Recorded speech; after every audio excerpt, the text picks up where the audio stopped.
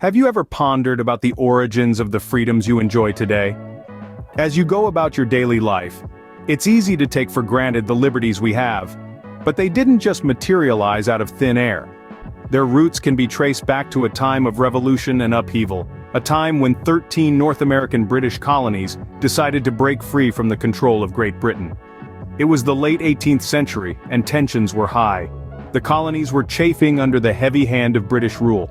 Unfair taxes, lack of representation, and the stifling of their freedoms had led them to a breaking point. They yearned for a society where they could govern themselves, a society where the principles of liberty and equality were not just ideals, but a way of life. And so the American Revolution was born, a war fought not just for independence but for the values that would come to define a new nation. As the colonies rallied together, they realized the need for a formal document to establish these principles, a document that would serve as a beacon of hope and a declaration of intent. Enter the Declaration of Independence, penned in 1776. This wasn't just a piece of paper, but a powerful proclamation of a brave new world. It boldly stated the colonies' intent to sever ties with Great Britain and to establish themselves as a free and independent nation. The Declaration was an embodiment of the dreams and aspirations of the people, encapsulating their desire for life, liberty, and the pursuit of happiness. It was an audacious move, a daring declaration that shook the world.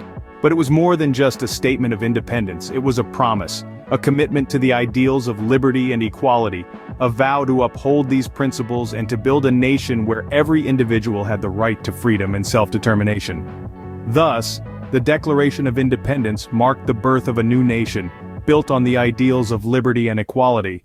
It was the first step in a long journey, a journey that continues to this day, as we strive to uphold and protect these freedoms that are so integral to our American identity. But what came after the Declaration of Independence, you ask? Well, the United States needed a solid foundation, an unshakable framework upon which to build their new nation. This led to the creation of the Constitution in 1787. The Constitution, my friends, was more than just a document. It was a revolutionary concept that outlined a new form of government, one that promised a balance of power and ensured no single entity could dominate. It replaced the ineffective Articles of Confederation, which had left the federal government too weak to resolve disputes between states or provide a unified front. To prevent an over-concentration of power, the Constitution established three separate branches of government: the legislative, the executive, and the judicial. Let's take a closer look at each of these. The legislative branch, also known as Congress, has two chambers, the House of Representatives and the Senate. They're responsible for creating laws. The executive branch, headed by the president, enforces those laws. And finally, the judicial branch, led by the Supreme Court, interprets the laws. This system, known as checks and balances, ensures that each branch can limit the powers of the other two. If one branch makes a decision, the other two can step in to review, modify, or even nullify that decision. This way, no single branch can dominate the government, and the rights of the citizens are safeguarded. So the Constitution wasn't merely a rule book, it was a visionary game plan, detailing how the government should operate to best serve its people. It formed the backbone of the new United States, providing a framework that was strong yet flexible enough to adapt to changing times and needs. Therefore, the Constitution served as the blueprint for the new government, ensuring a balance of power to protect the rights of the citizens. It was, and remains, a testament to the foresight and wisdom of the Founding Fathers, a symbol of the enduring spirit of American democracy. So, how did the government assure the protection of individual rights? Let's journey to the closing years of the 18th century. It was in 1791 when the first 10 amendments to the Constitution, collectively known as the Bill of Rights, were ratified. This marked a turning point in American history, as these amendments were intended to safeguard individual liberties. But what do these amendments really state? First Amendment.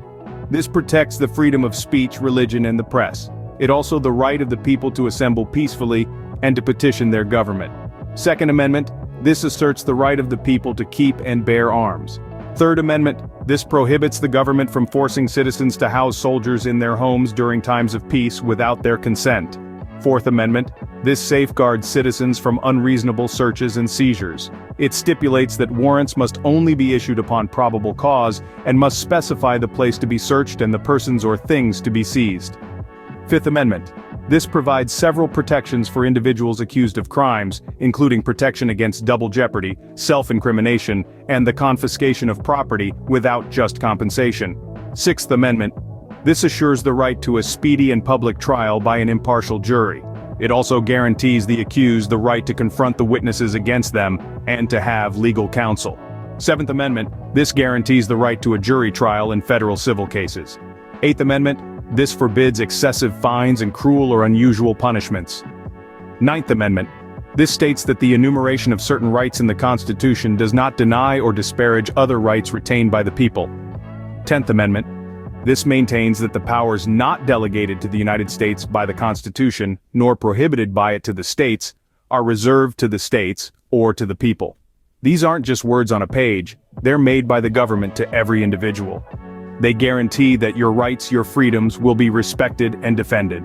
The big picture? The Bill of Rights is more than a list of amendments. It's a testament to the values that the United States was founded upon, and it assures that individual rights are not just recognized, but protected under the law. Hence, the Bill of Rights became the guardian of individual liberties, further cementing the foundation of American democracy.